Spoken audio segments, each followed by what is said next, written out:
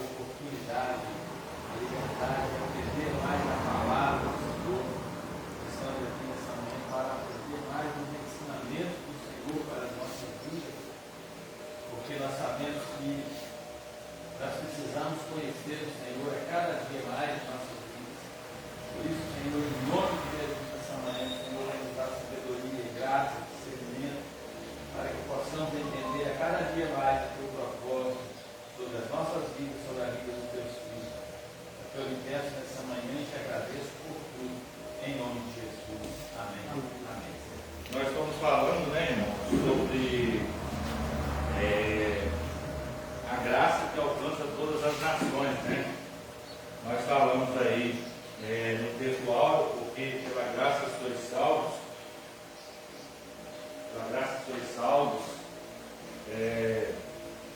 por meio da fé, e isso não vem de vós, é dom de Deus, o texto áureo. A verdade prática é pela graça que somos alcançados, perdoados e reconciliados com Deus, Essa graça que nós falamos sempre aqui, que é o favor imerecido, Nós falamos a respeito da introdução, o retorno de Paulo a Barnabé à Antioquia da Síria, após a evangelização da Ásia Menor. Nós falamos quando a graça preserva a unidade da igreja, Nós falamos sobre um presente de salvação para todos. Nós falamos Jesus Cristo como a manifestação da graça. Nós falamos crescendo na graça, como nos aproximar do trono da graça. E hoje nós falamos também como devemos nos achegar ao trono da graça. Quando devemos nos achegar ao trono da graça. E hoje nós vamos ver o último tópico, que é o que recebemos ao nos achegarmos ao trono da graça. Mas antes de eu ler aqui e explicar essa parte aqui, o que os irmãos acham que nós conseguimos receber ao nos achegarmos ao trono da graça?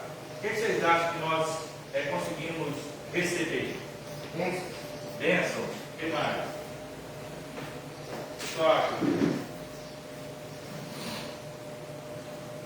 Perdão de Deus, o misericórdia de Deus, a bênção da salvação, nós estamos alcançados pela graça, nós recebemos salvação.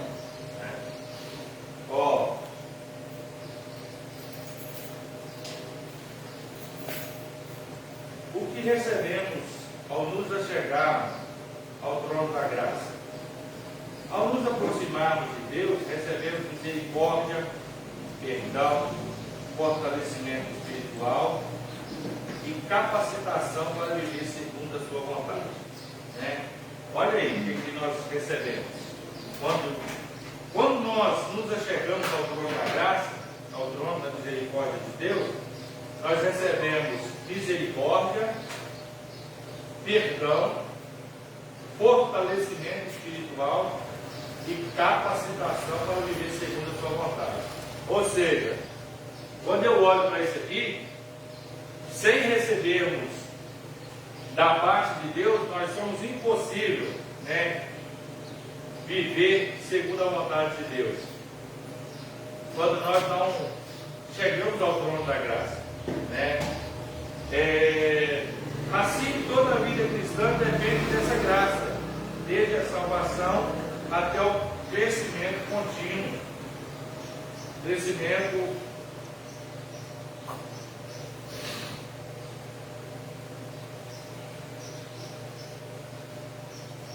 Assim toda a vida cristã depende dessa graça, desde a salvação até o crescimento contínuo em Cristo. Além disso, Deus comunica a sua graça por meio espiritual, ordenados, a palavra, a pregação do Evangelho, a oração, o jejum, a adoração, a plenitude do Espírito Santo e a comunhão à mesa do Senhor. Aí eu pergunto para a igreja: é possível nós alcançarmos essa graça sem esses critérios aqui? Como é que eu posso dizer o seguinte? Eu sou servo de Deus, né? Eu vivo segundo a vontade de Deus. Mas quais que são os critérios que estão falando aqui? O que Deus usa para comunicar conosco? Né? Primeira coisa aí, a palavra, né? Abre para mim aí 2 Timóteo 3,15. Quem abrir primeiro lê. 2 Timóteo 3,15.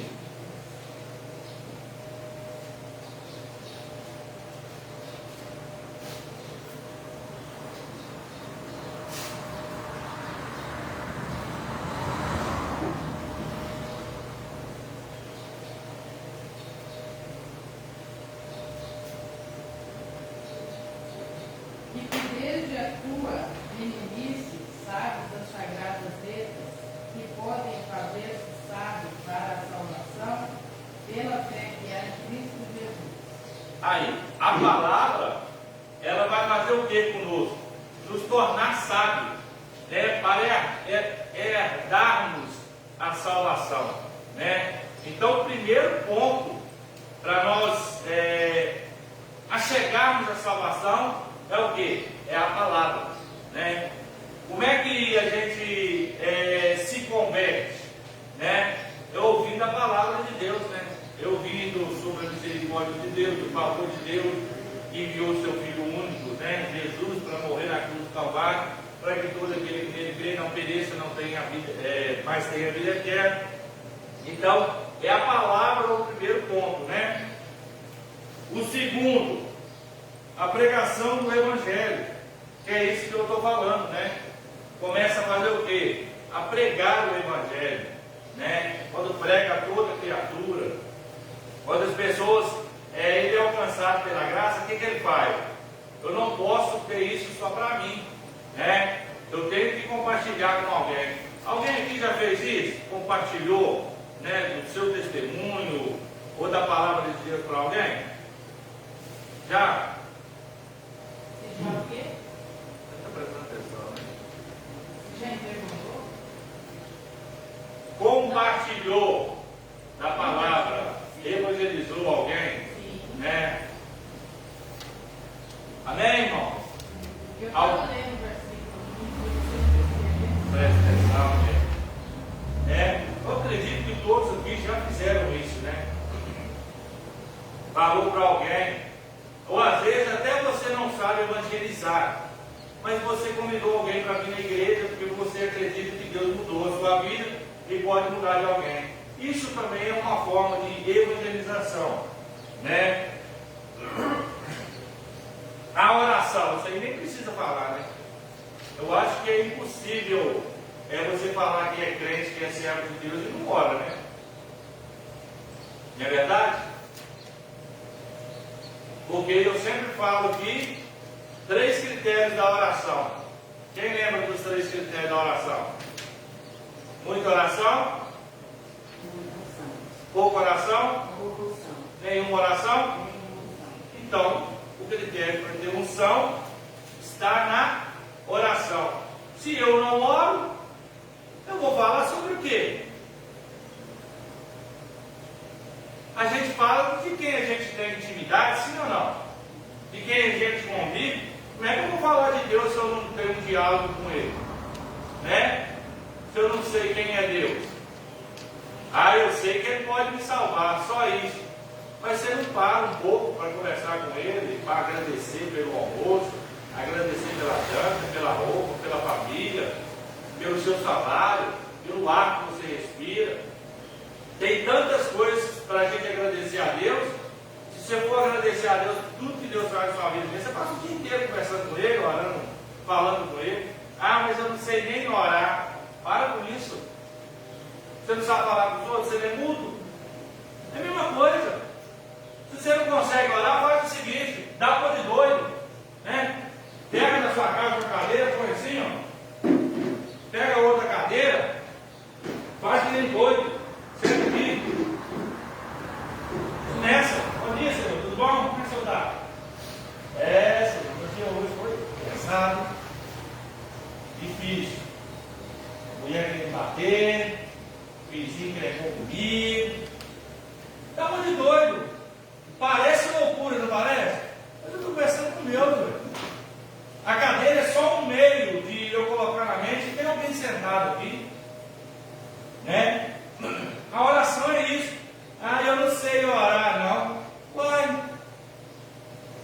Você não sabe fazer fofoca? Quando um vizinho briga lá, você fala assim, você liga para outro vizinho e fala, né? Rapaz, tem que quebrar pau aqui. Né? Pedir também a gente sabe. Pedir, você não sabe pedir? Na hora que você está no aperto lá, você não sabe pedir? Quando acontece uma coisa brusca, o que você faz? Ah, meu Deus! Você lembra dele na hora da coisa pegando fogo, mas você não lembra de conversar com Deus? Né? Então a oração é a chave, o segredo para as portas se abrirem. Lógico que eu não sou besta de dizer que a oração é a chave que abre quase todas as portas, que abre todas as portas, ela não abre. Né? A oração ela abre quase todas as portas. Tem porta que você pode orar, e Deus não vai abrir. Não abre porque a gente quer a porta, não vai ser bom para mim. Não é? Tem oração que não abre, irmão. Eu falo isso com convicção na Sagrada Escritura, com base na Sagrada Escritura. Eu posso dizer com verdade, a oração é a chave que abre quase todas as portas. Pastor, prova para mim que ela abre quase todas as portas e não todas. Vou te provar, à luz da Bíblia. A oração que Moisés fez: Senhor, deixa eu entrar na terra prometida. O que Deus falou com ele? Não, você só vai alistar de longe. Então não abriu porta para ele entrar. Né? A outra oração, Paulo: Senhor, tira esse espinho da carne. Deus vira para ele e fala: não, a minha graça te basta. Então tem oração que Deus não vai te atender. Não é porque ele não está estudando, é porque ele já sabe a sentença. Eu tenho que acreditar que Deus ele não é homem para que minta, nem filho do homem para que se arrependa. Se Deus determinou algo na minha vida, Ele vai cumprir, né? Ah, pastor, então a Bíblia está mentindo. Porque Deus falou para o rei Ezequias que era para ele colocar a casa em ordem, que ele iria morrer. Sim ou não? Sim. Ah, então Deus mentiu. Não. Então o que aconteceu ali? Deus voltou atrás e deu mais 15 anos depois. Deus voltou atrás? Voltar atrás é arrependimento. Hã? Se Deus voltou atrás, Deus se arrependeu. Explica para mim isso aí. Ele mudou o plano, ele quis dar mais uma chance para ele. É? Quis acrescentar, mas Então vamos lá. abriu o coração dele. Então vamos lá. O que Deus falou com os dois Isaías para falar com o rei Ezequias? Volta lá. Não. Vai lá. No início. Não, no início. Colocar a casa em ordem e ele ia morrer. Quando Deus falou o dia? Não. Deus falou a hora? Não. Então pronto. Deus não falou nem o dia nem a hora. Aquele acrescento de 15 anos ali não significa que Deus se arrependeu. A palavra de Deus ainda está no vigor. Você vai morrer. Seja daqui 1 ano, daqui 2 anos. E aí nós. Só que Deus agora, quando volta, no início Deus não estabeleceu uma data. Aí depois Mas agora, quando volta, Deus estabelece uma data. Vou acrescentar mais 15 anos de vida. Mas essa palavra aí dá para entender que quando ele foi lá avisar, ele ia morrer rápido, não ia demorar não. Sim. A gente entende. Sim, não estipulou uma data, né? Mas que ele iria Só que o que move o coração de Deus ali é em acrescentar. Não é que Deus se arrependeu. Não. É que uma data que estava prevista, Deus alonga ela mais um pouco. Não houve arrependimento ali da parte de Deus. Deus só faz o seguinte: olha, se você morre daqui a um ano, eu acrescento mais 5. Mas a palavra de Deus não voltou atrás. É como o médico chegar para a senhora, Diaconisa Marlene, e falar o seguinte: a senhora vai morrer. Mas só que o prazo estipulado por ele, talvez que ele não estipulou um prazo, seria 6 meses. Mas quando a senhora volta lá, parece que a situação mudou. Ele falou o seguinte: olha, a senhora vai morrer sim, mas parece que vai durar um pouco mais de tempo determinado, porque houve uma mudança. Então, a oração, o que eu quero mostrar? Que a oração, ela move o coração de Deus em certas coisas, né? Porque a Bíblia vai dizer que o rei Ezequias, quando ele recebe essa palavra, ele vira para o canto da cama, para a parede, e vai chorar. E nós temos um Deus que, ao mesmo tempo que a gente prega que Deus não tem sentimento, Ele é um Deus que tem sentimento. Ele nos ama. E o rei Ezequias, ele vai orar e ele começa a dizer, lembrar Deus, né? Como se Deus houvesse esquecido. Lembra que eu coloquei a casa de ordem, que eu destruí os ídolos, que eu dei. Aí Deus fala o seguinte: já que você me lembrou disso, né? Não que eu esqueci, mas eu vou pedir a esse volta, né? Deus tem que ouvir da nossa boca. O nosso clamor, Deus quer ouvir os nossos sentimentos. Porque era simples, irmão, só ele aceitar e dizer, vou morrer mesmo. Mas o que ele faz? Ele vai ter um diálogo, não é com a esposa, não é com o filho, ele vai ter um diálogo com Deus.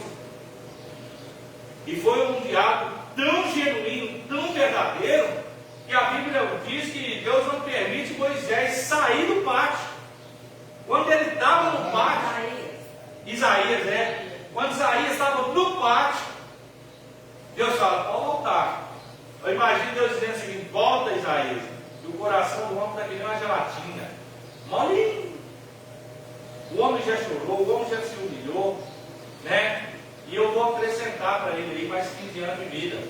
Ninguém sabe também se o coração de Ezequiel está endurecido. Pode ser, né? Falando isso aí. Pode ser, porque às vezes ele estava deitado Deus me abandonou nessa situação. Ele estava enfermo, irmão, né? Então, o outro ponto que eu falo é a oração, irmão. Você quer ter sucesso na vida? O segredo é a oração. Você quer crescer espiritualmente? É na oração. Você quer ter espírito de ousadia de mandar o diabo sair e ele sair? Tem que ser na oração. Crente sem oração, irmão, eu falo a verdade. Eu falo a verdade. Vai passar vergonha no meio do inimigo. Vai. Porque o inimigo vai brincar, vai rir, vai caçoar, não vai querer sair, você vai ficar, sai. E o inimigo vai dizer: que autoridade você tem para mandar eu sair? Você não conhece nem quem é seu Deus. Você não conhece nem quem é Jesus. Você tem autoridade para mandar eu sair, né? Então, eu vou frisar mais uma vez. Quer sobressair lá na frente de muitas outras pessoas? É através da oração. Todos que você olha na Bíblia ali, recebeu unção, recebeu graça, recebeu dons. Não foi da parte do homem, foi da parte de Deus, foi debaixo de oração. O outro ponto é o jejum. Ih, aí apertou, né? Porque tem crente que não gosta de jejuar, né? Acho que não sabe nem o que é isso. Tem crente que estou falando de coisas que eu sei, tá, irmão? Tem crente que acha que jejuar é ficar só sem comer, né? Pode beber água. Obrigado, tá lá. Pode beber água, né? Que muitos conhecem como jejum parcial, né? falando, Senhor, eu vou me abster de comida. Beleza. Existe esse jejum, tá, irmão? Que é o jejum parcial. Ah, eu vou jejumar só de comida. Né? Vou beber só água, só água, só água. Até porque você precisa manter o seu rim mesmo. Ainda mais quando você for fazer um jejum prolongado, mais de 3 dias, né? Direto. Aí você precisa fazer esse jejum parcial. É para tomar só líquido, né? Só água, para hidratar o seu rim. Eu não sou louco de dizer também que você fazer jejum uma semana e não beber nada, senão você vai danificar o seu rim. Aí é duro, né? Mas o jejum total, eu consigo fazer em um dia direto. Consigo fazer 2 dias direto, né? E é o abster-se de tudo, de comida, de líquido, né? De tudo, né? E só na presença de Deus. E como é que eu faço esse jejum para me chegar? Além de abster-se de tudo, o que eu vou fazer acompanhando o jejum? Oração e estudo a palavra de Deus. É como se eu saísse do território terrestre e entrasse no território espiritual. Isso que é o jejum, né? Eu saio do modo humano e vou entrar no modo espiritual. Eu me abster, né? De tudo que é alimento, de rede social, de tudo. E agora eu vou entrar no modo espiritual. Eu vou aproveitar esse tempo para ler a palavra, para orar a Deus. Irmão, vou falar por experiência própria.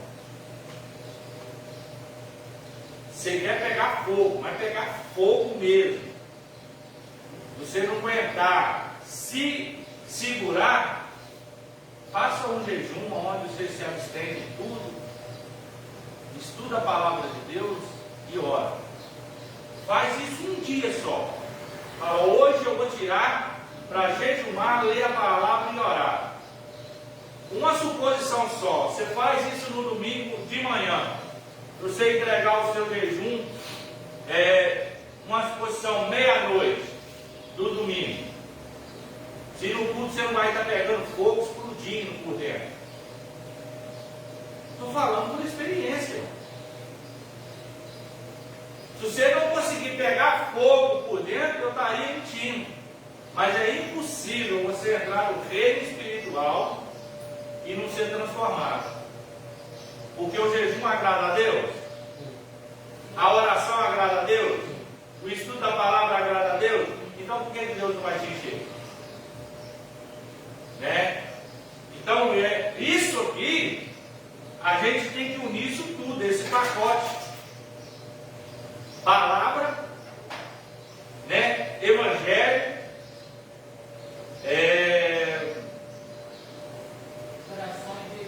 oração e jejum.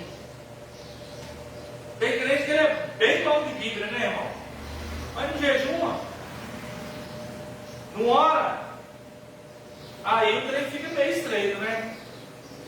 O outro ponto está aqui. A plenitude do Espírito Santo. É adoração. Verdade. Adoração. O que é adoração? O que é adoração? Mas o que é adoração? Momento de louvor? Eles fazem assim, vamos adorar a Deus. Momento de louvor? Faz parte. Da adoração. Adoração é tudo. Adoração é tudo. É quando você entra para dentro da casa do Senhor. Eu vou começar por esse ponto. Isso aqui, ó. Tem um botãozinho aqui que é chamado modo avião. Aqui, ó. Pois é. Aí você coloca aqui, ó, modo avião. Pá. Você já começou a sua adoração. Porque você quer entrar no trono da graça. E se eu estiver orando e o meu telefone tocar, eu desligo na hora da graça. Porque eu vou pensar o seguinte: quem está me ligando? Quem está me mandando mensagem? Será que é urgente? Então, quando eu desligo, eu já estou na adoração. A Bíblia diz o seguinte: guarda o teu pé quando entrares na minha presença ou na minha casa. Porque quando eu entro na porta da igreja para dentro, eu tenho que saber que o meu momento agora é do Senhor. Minha filha está lá, minha esposa está lá, ou o meu esposo está lá, ou o meu irmão está lá, mas agora é o momento da adoração. Eu separei para a oração. Você imagina o evangelista, vou usar o evangelista aqui na frente, ele fala o seguinte: amanhã eu vou entrar no momento de adoração, vou orar a Deus. Aí ele está lá, de joelho dobrado, orando na casa dele, eu chego. Ô evangelista! Aí ele não responde porque ele está orando. Aí eu bato de novo. Ele não responde. O bato de novo vai acabar ele respondendo. Por quê? Eu vou ter que atender quem está lá. E assim é isso aqui quando eu entro na casa de Deus. Eu já guardei o meu pé, eu entrei para a adoração. O que mais eu vou fazer? Bater papo na igreja. Contar que o meu almoço foi uma bênção. Só depois do culto. Contar que o meu queijo foi um sucesso. Depois do culto. Contar que as minhas vacas criou. Depois do culto. Contar que eu lavei 100 carros um dia. Tudo depois do culto. Contar que eu vendi um monte de peça lá no Ferro Velho. Contar que eu fiz 10 unhas no dia. Depois do culto. É isso que eu vou fazer? Depois do culto. Eu vou chegar para cochichar. O pregador está pregando, a irmã está louvando. Isso é adoração? Além de eu não adorar, eu estou atrapalhando quem? Está adorando. Então a adoração começa aí, eu preciso entender isso. Quando a igreja entende, quando eu entro para a presença de Deus, eu estou me ofertando para Deus, porque você não é obrigado a estar na igreja. Você não é obrigado. Você é obrigado a estar na igreja? Então, quando eu entro para a igreja, eu quero ofertar tudo que há em mim para Deus. Você não tem que contar os seus problemas, para Clarice, não. Quando você chega no culto, não. Só depois. Né? Depois. Aí você quer saber, né? Aí o que você faz? Vai contar para Deus. Né? Adoração é isso. O louvor faz parte da adoração. Porque o louvor é aquele caminho que começa a te encher para quando você vir a palavra, você já está completo. Né? Mas a adoração ela começa a partir do momento que eu, na verdade, saio da minha casa. Né? É isso que eu tenho que entender. Que quando eu venho para a casa de Deus, eu sou muito frenético, irmão. Quanto ao horário. Sou bravo demais quanto ao horário. Né? Eu tenho que chegar pelo menos em cima da hora, se for possível. Mas o que eu não gosto é chegar depois do horário. Você imagina uma adoração, você chega depois do horário. Já começou a oração, eu perdi a oração inicial. Começou o devocional, eu perdi o devocional. As irmãs louvou, eu perdi o louvor. Ah não, mas eu cheguei a tempo da palavra. Eu cheguei na melhor parte. Irmão, para mim a melhor parte é quando você oferta o culto para Deus. E quando eu oferto o culto para Deus, ele é todo o culto. Não pela metade. Ou você oferta a primícia para Deus, ou você oferta partes. Tem pessoas que acham que primícia para Deus é só alimento, é o dízimo, é oferta. E eu vou te falar uma coisa que talvez você não sabe. A maioria que sabe, mas talvez a Lindamar não sabe, porque ela chegou depois, né? O que é dízimo?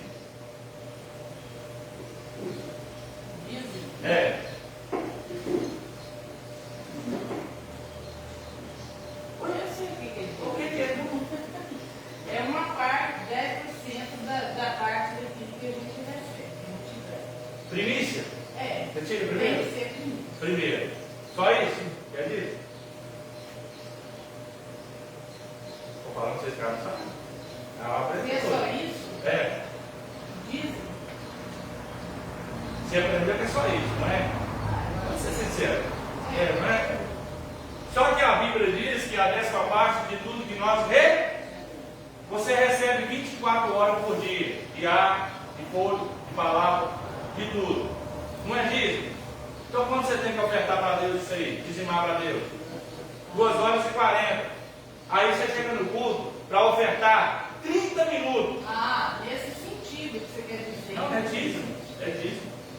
Né? Vamos lá. Nosso culto começa às 7h30, 8h30. Não, isso aí eu não sabia, não. Pois é, 9 horas, né?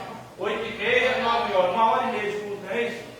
Só que aí você vai ofertar, dizimar meia hora. Ou 40 minutos. Ou 40 minutos. Dá-se satisfeito de eu estar aqui. Irmão, para mim aqui, a pessoa fala assim, dá-se satisfeito de eu vir. Meu querido, você não está ofertando nada para mim, você está doando para mim, não, você está perdendo seu tempo. Eu não tenho que ficar feliz porque você vem, não, quem tem que ficar feliz é Deus. Claro que eu me alegro com a presença dos irmãos e sinto falta quando não vem. Mas o culto não é para mim. Você não está dizimando para mim, você não está ofertando para mim, você está ofertando para Deus. E Deus abomina oferta e dízimo danificado. Sim ou não? Então prova para mim. Eu fiz aleijado. É ó, está onde? Malaquias, né? Quando Deus fala o seguinte, no início vocês ofertavam o melhor. Irmão, eu acredito que sim, nós que estamos aqui, no início nós não era cheio de fogo, né? Fazia questão de estar nos cultos, de orar, vamos fazer campanha, vamos fazer isso. No início nós não era assim. A Bíblia está dizendo que o povo era. Depois o que é que nós começamos a fazer? Vamos deixar de qualquer maneira. Hoje não dá para mim ir. Amanhã não dá para mim ir. Eu vou chegar atrasado um pouquinho. Eu vou fazer isso. Né? Eu disse, mandei mensagem para o evangelista agora cedo, né? Que eu estou dormindo lá com a Lida Amar na casa da mãe e dos pais dela, que eles estão bem passando mal.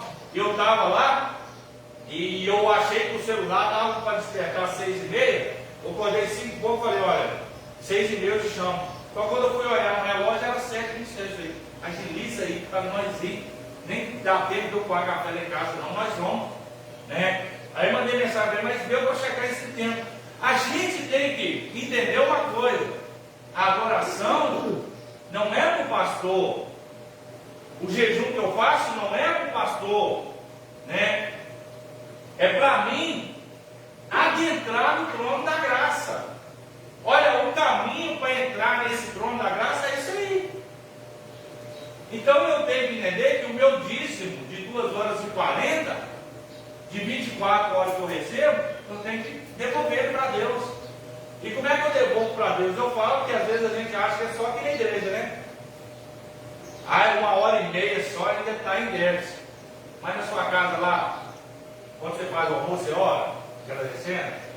Você levanta pela manhã, você ora a Deus agradecendo. No decorrer do dia, você canta um louvorzinho. No decorrer do dia, você dá uma leitura na palavra lá. Você está devolvendo. A adoração faz parte da obediência também. Também, né? Então a gente entra nesse critério aí, porque o jejum é isso. É você falar o seguinte, não, a adoração, né? A adoração é isso, é eu chegar na casa de Deus e falar o seguinte, o momento hoje é para Deus. Eu sei que às vezes os pais ficam tristes comigo, né, os avós, e às vezes eu corrigi esses meninos.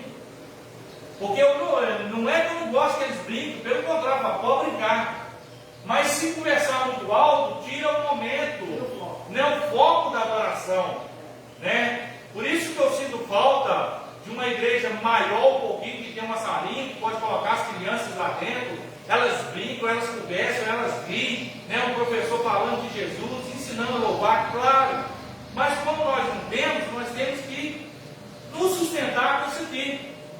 E aí eu não posso proibir as crianças de brincar, porque são crianças, né? Então eu falo, pode brincar, mas brinca em silêncio para não incomodar, porque Porque nós queremos esse momento da adoração para chegar no trono da graça. Qual foi a resposta da pergunta de onde que devia adorar? Se era no monte? Aí qual foi a resposta? O que foi dito é o seguinte: A adoração devia ser espírito e verdade. nem no monte, né? Vamos mudar. Pode ser no monte, pode ser no vale, pode ser na minha casa, pode ser na igreja. Mas Ela não importa. seja Ela tem que ser o quê? Em espírito e em verdade. Então é isso que eu falo. Às vezes, né? Eu não vou dizer somente aqui, mas em todas as igrejas, tem muita gente que não vai para adorar. Você lembra onde está essa? Não, de cabeça eu não lembro. Muita gente não vai para adorar. Eu falei para os irmãos aqui, irmão, não tem medo de expor. Eu fui numa igreja que eu me senti constrangido. Porque eu olho para um, está mexendo no celular. Olho para outro, está mexendo no celular. Né? Olho para outro, está conversando. Olho para outro, está aí. Irmão, se eu fosse Deus, irmão. Ainda bem que a gente não é Deus. Né? Eu estou pesquisando aqui. O que tem de adoração nisso aí? Nada. Não tem. Foi ele não sei para fazer o quê, não. Eu falo que uma vez eu entrei na igreja católica, eu vi uma moça bonita entrando, falei, opa, eu vou conquistar o coração dessa moça aí. Aí eu entrei, ela sentou no banco da frente, eu sentei no banco de trás. Aí você vê que espírito, né, irmão? Espírito tentador, passando a mão no cabelo da menina, né? Alisando o cabelo da menina. Demônio, irmão. A menina foi lá para rezar, né? E eu lá, um endemoniado, atentando, né? Foi a única vez que eu lembro que eu entrei na igreja católica. A outra vez que eu entrei na igreja crente foi para espancar um obreiro da igreja, irmão. Olha você vê que endemoniado. E nessa vez que eu entrei, eu aceitei Jesus por até hoje. Né? Não foi bom. Adorei. Né? Foi bom. Né? Foi com destino. Graças a Deus o obreiro não apanhou e eu saí de lá convertido. Né? Então, irmão, eu quero que os irmãos entendam uma coisa. Né? Uma pena que os outros não vieram. Independente se seja aqui ou em outra denominação ou em outra igreja, irmão. Entra para adorar a Deus. Não entra para ficar conversando, batendo papo, cochichando, falando da vida dos outros, olhando a roupa do outro, se está rasgado, olhando se fulano está de chinelo, se fulano está com o cabelo rupiado, se fulano está com a roupa rasgada, né? Se fulano está cantando errado ou está cantando certo. Irmão, adora, entra para adorar.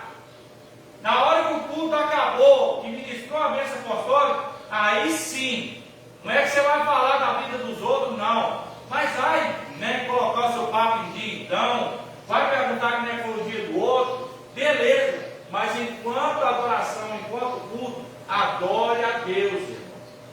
Não perca o foco. Né? Se tem uma coisa que me irrita, os irmãos já devem ter percebido, é o tal do celular tocado na igreja. Nossa, pai! Uma vez eu arrumei um problemão na igreja que eu congregava. Porque eu falei com a irmã o seguinte: eu sei que Deus fala, mas com o celular vai ser impossível, desliga. Aí uma outra vez eu falei com o irmão: atende aí, irmão, que às vezes é Deus querer falar com você. Né? Olha como é que a gente entra na igreja hoje. Faz um teste. Faz um teste para vocês verem. Finge que eu não estou falando nada. Quando vocês foram para a igreja, ou repara aqui mesmo, vocês vão ver alguém fazendo assim. Bastante prédio. Tomara a Deus que não. Viu? Os endemoniados, com besta de crédito, engolisse ele, tá bom. Deus, isso aqui não tem não. Isso acontece muito na escola. Mas os infelizes, não, acontece na igreja. Não foi? Né? Os infelizes, graças a Deus, isso aqui não tem não. Talvez até tenha umas outras aí. Os infelizes, além de comer o chiclete, que não adora, eu costumo dizer o seguinte, irmão, isso é um endemoniado. Pastor, você não pode falar isso não. De quem que é essa cadeira? A casa de Deus é essa. E eu posso colar um chiclete aqui, irmão? Eu quero destruir as coisas de Deus. E quantas aqueles reis lá que pegou os utensílios da casa de Deus? O que Deus escreveu na balança? Lá, pesar as forças na balança e achado em falta. O que aconteceu? Matou tudo. Porque ele está querendo fazer das coisas de Deus de qualquer maneira. Então, quando vocês for, sejam curiosos. Entra para a adoração, que eu estou falando que entra para a adoração, né, para você adorar. Mas claro que a gente também vê, observa, né?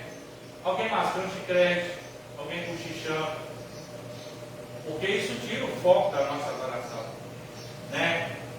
Conversando, mexendo no celular, né? Deixando o celular pior. Então assim, né? Então a gente, queria eu falar o seguinte, quando vocês entram para a adoração, feche os olhos. Mas tem hora que você vai estar com o olho aberto. Quando você estiver com o olho aberto, vai emanar no território que você vê, né? Porque a adoração é adoração, né? Você pode até cochilar na igreja, irmão, não tem problema nenhum. Mas desde que você entra para a adoração, né, Martelzinho? Pescadeira, passou a noite em claro, né? Essa irmã é uma bênção.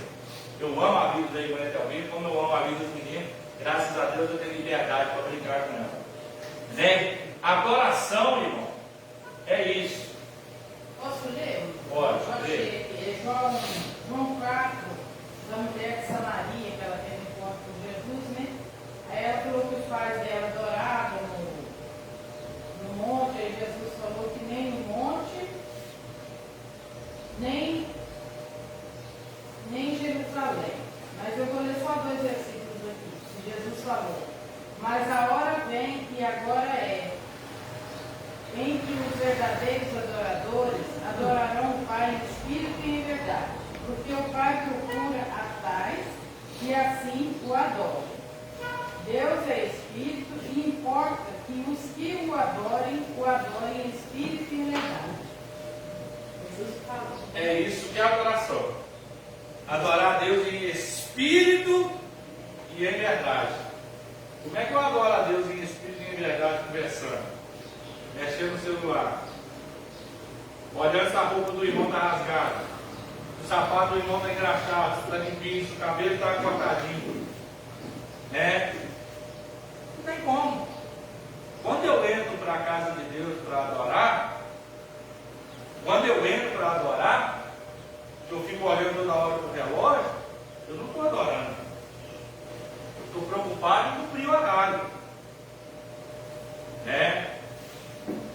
Meu Deus, que culto é esse que não acaba? Já quase 9 horas não acaba, né?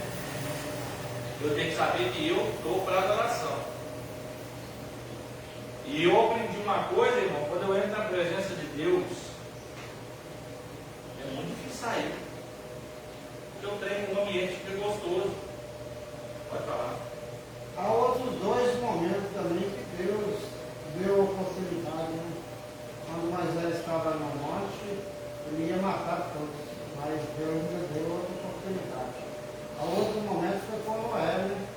Noé também, aí se Deus ia acabar com a raça toda da terra, mas depois ele falou: não tinha graça a você, não, mais oportunidade, vai, povoa a terra. É porque Deus, ele olha, irmão, as nossas sensibilidades, os nossos amor também, né? Moisés, porque Moisés ele usa o termo, o que o povo vai falar? Se eu tirou o povo do Egito para trazer para matar aqui, né, no deserto, isso vai ficar mal falado. Deus não está preocupado com ser mal falado, não, irmão. Só que Deus olha para a sensação de Moisés e fala o seguinte: ele está se E é isso que muitas vezes agrada o coração de Deus, né? É se importar com o nosso próximo, com o nosso semelhante. Ainda que o evangelista não quer, mas eu tenho que me importar com ele. Falar do amor, da graça, não querer que ele vá para o inferno. Tem um menino que eu soube que ele está com uns problemas de saúde. Ele não sabe, mas eu estou orando por ele continuamente. É isso aí, mãe. Então eu me preocupo com Deus, que Deus abençoe para que seja curado. Sim. Ah, mas o fulano está perdido para lá, está nas drogas, está na prostituição, está no adultério. Mas você tem que se importar mesmo assim, irmão. Orar, pregar. Vai que ele se converte. Mas e se ele não se converter? Você fez a sua parte, você se importou com ele, né? A outra aqui é a plenitude do Espírito Santo, né? E a comunhão à mesa do Senhor. Eu falei aqui uma vez a respeito da comunhão, que o cara, rapaz, eu falei para ele, rapaz, você não foi participar da ceia, sentiu sua falta lá? Ah, não deu para mim ir, mas eu participo da ceia em casa mesmo, eu, minha esposa, né? É isso que a Bíblia fala, né? Eu falei assim, mas isso está errado. A Bíblia diz que a ceia é para ter comunhão uns com os outros, né? Então é o seguinte, se eu não me alegro em participar da mesa do Senhor, né, como está dizendo aqui, a mesa do Senhor não é só a Santa Ceia, não, tá, irmão? Mesa do Senhor não é só a Santa Ceia, não é isso que nós estamos vivendo aqui, ó. Nós estamos reunidos na mesa do Senhor, sim ou não? Sim. Então, quando a gente faz um café com Deus aqui, que a gente brinca, caçou um com o outro aqui, a gente não está na mesa do Senhor? Quando a gente faz um junto da panela, ah não, isso aí eu não gosto de me misturar, não. Peraí, irmão. É comunhão, é mesa do Senhor, né? Com bom suave é. Que todos os irmãos vivam em união. Então nós precisamos entender que isso faz parte da comunhão, da mesa do Senhor. O Senhor se agrada disso, sim ou não? Tem gente que olha para mim e fala, rapaz, você não parece um pastor. E eu pergunto, por quê? Todos os pastores que eu conheço é sério. Você é brincalhão, você é pastor. Irmão, ser pastor, ser servo de Deus, significa que você tem que ser carrancudo, não. Cara fechada, não. Claro que você tem que brincar. Claro que é com ordem e decência, né?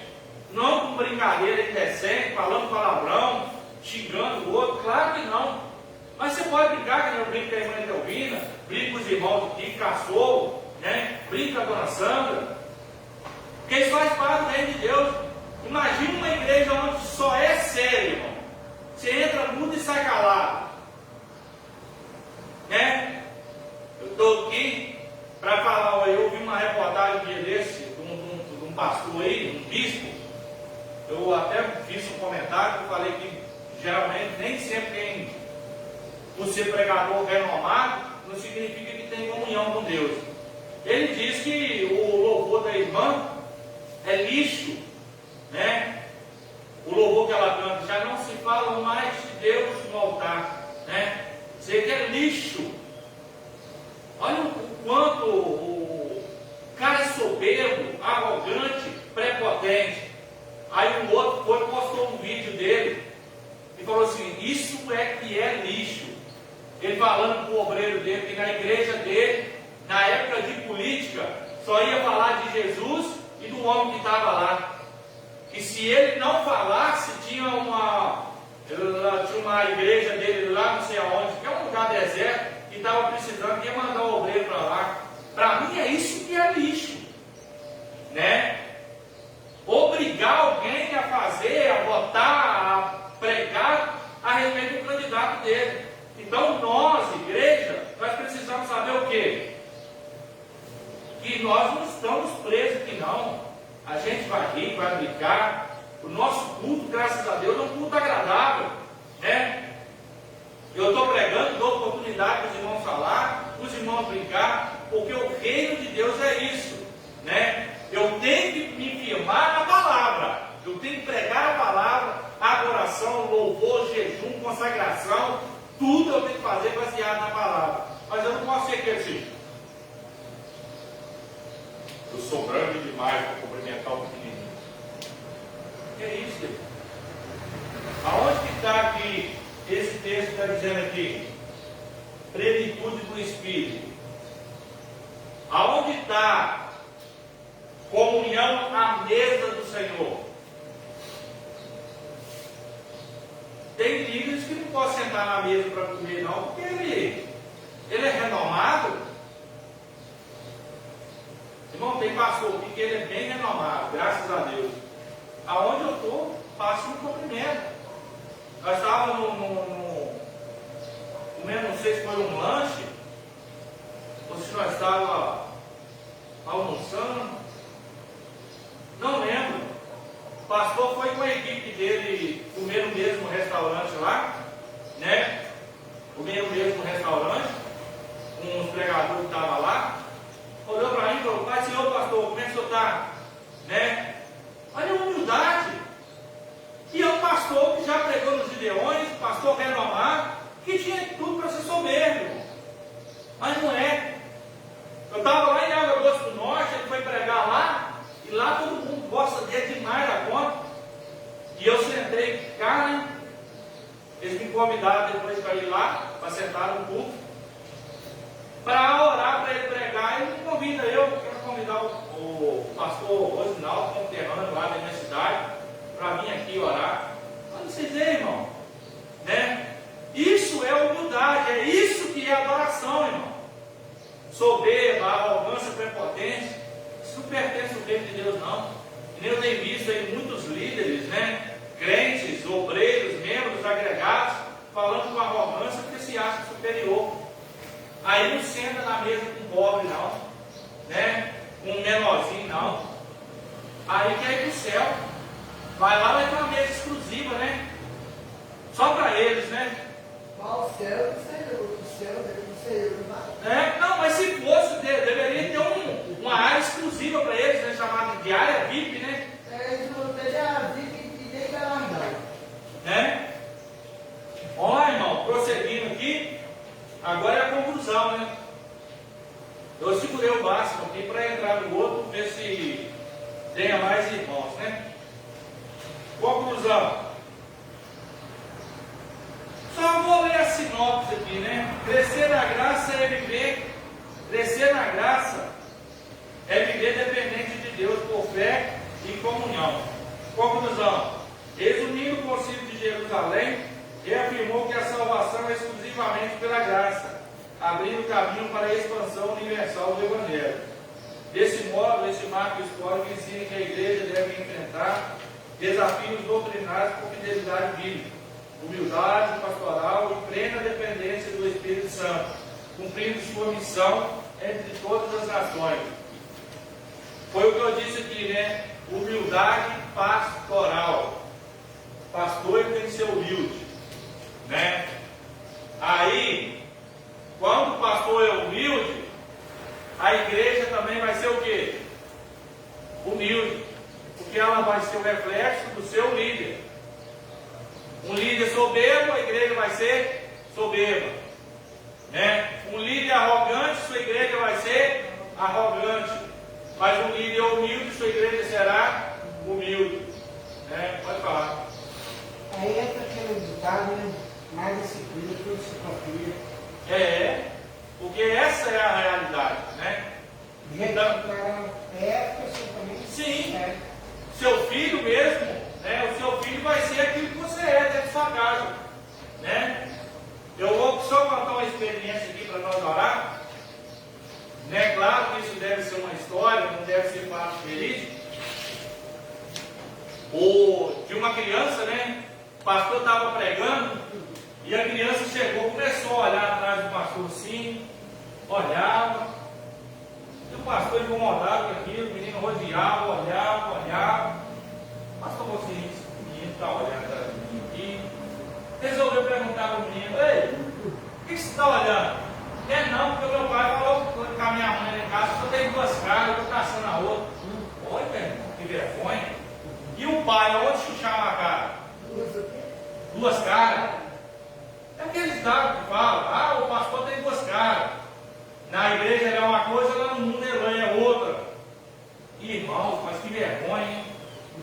Acabou com ele. Acabou com ele. E o pai deve sair com um buchinho da igreja, né? Porque nós temos que ser aquilo que nós somos, né? Porque a Bíblia diz que você é quente, você é frio, né?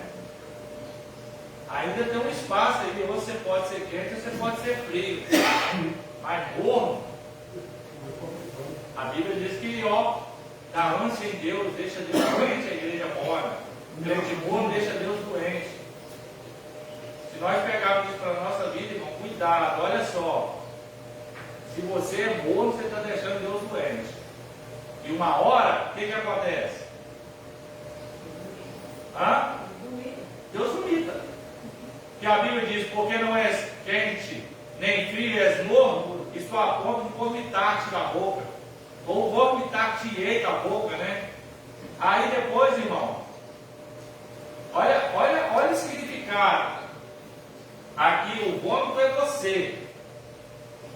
E você está dentro de Deus, faz parte de Deus. Olha o que é Deus te arrancar de dentro dele. Você está entendendo o significado da palavra?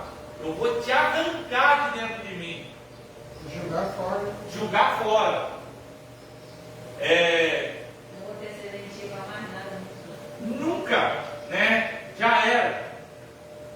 É quando que, não sei se alguém que na sua infância já teve apaixonado ou teve um relacionamento que não deu certo, você fala o seguinte: vou arrancar do coração porque eu não quero mais ter esse sentimento de amor, de paixão, de sentimento. Não é? Aí às vezes você arranca, quando você vê a pessoa, você não tem mais aquele sentimento que você tinha. Alguém aqui já aconteceu isso? Né? Você arranca esse sentimento. Isso eu não estou falando, não é só de relacionamento não, mas até de amizade mesmo. Você arranca e fala, olha, não quero mais ter esse sentimento. Aí às vezes você até convive com a pessoa, mas aquilo já não traz mais aquele vínculo. É que nem amizade, né? Você tem uma amizade tão grande com a pessoa, ela te traz você nunca mais vai conseguir ser o mesmo com a pessoa, né? Você arrancou assim, opa, era um amigo, me fez isso, eu não consigo mais ter um vínculo forte com ele. Até para sentar na mesa para comer, torna, como é que eu vou dizer? Constrangimento, né?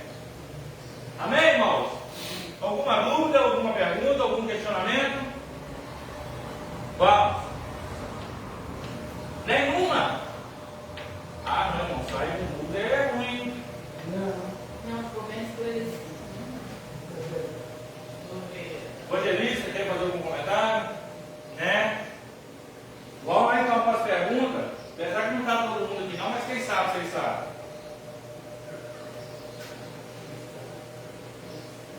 Clarice sabe. Eu não sei. Eu falei. Qual foi a principal controvérsia doutrinária do Concílio de Jerusalém?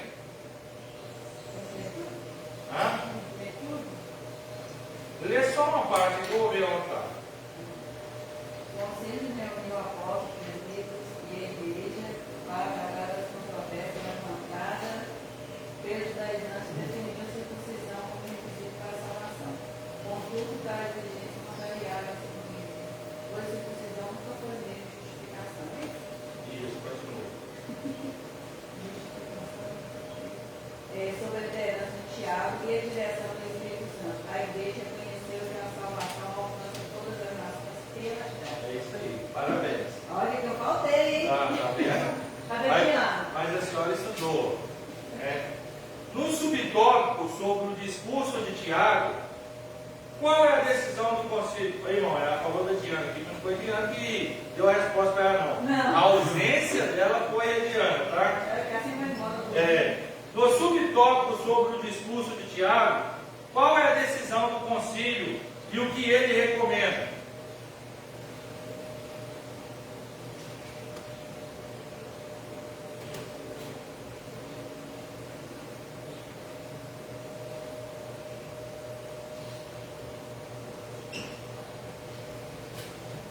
O concílio decide não impor a lei mosaica aos gentios, Isso, continua.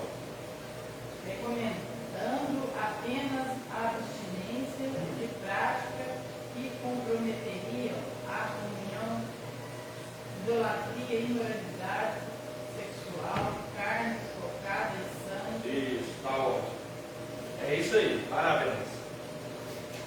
Terceira pergunta: por que a graça de Deus é o único meio de salvação para todos os povos e como ela se apresenta?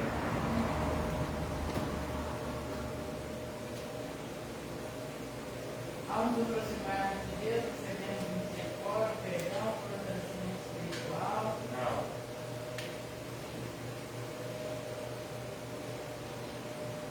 O que ela representa? Isso.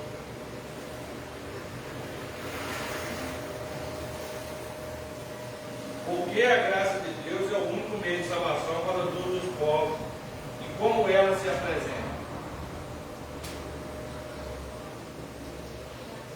Deus apresenta.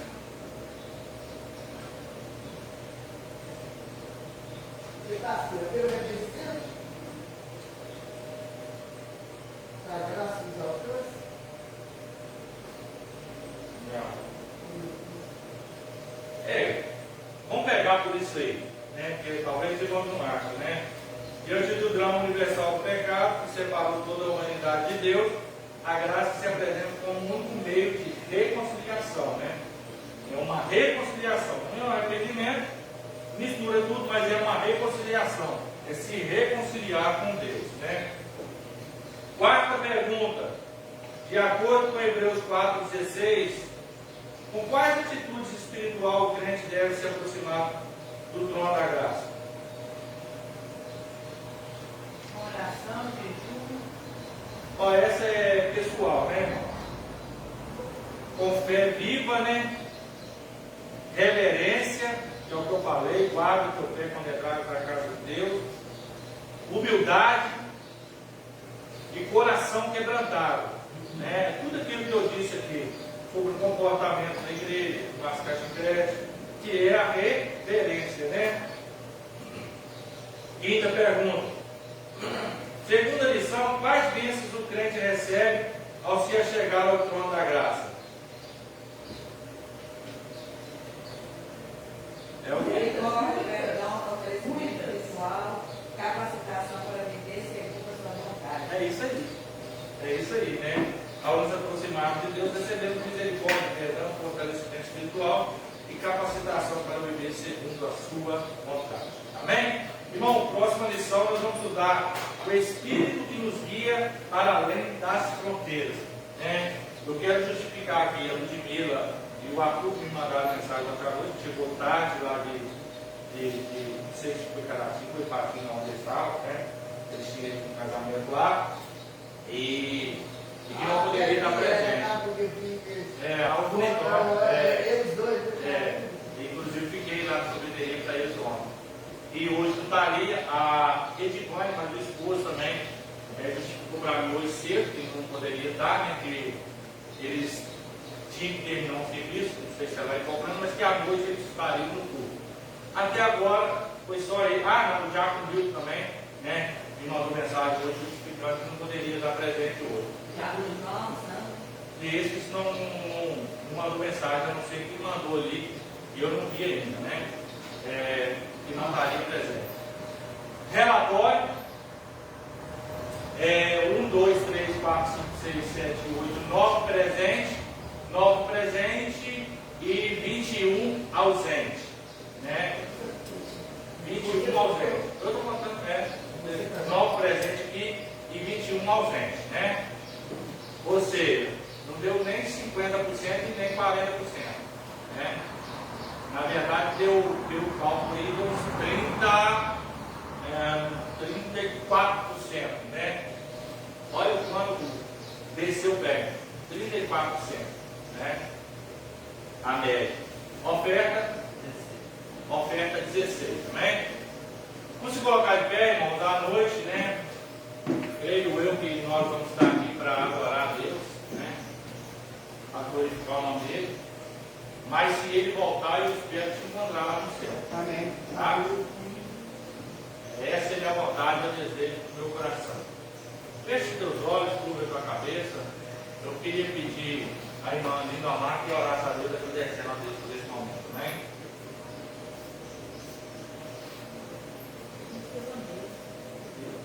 Senhor, irmãos. Amém. Senhor, meu Deus, meu Pai, dou graças nessa manhã por essa oportunidade de nós estar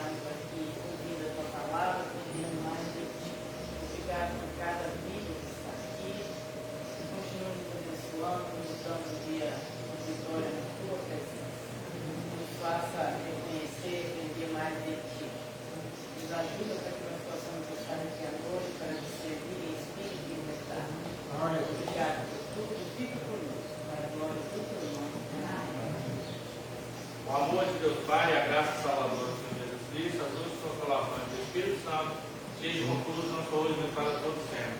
A igreja comprada. Então Jesus diga Amém.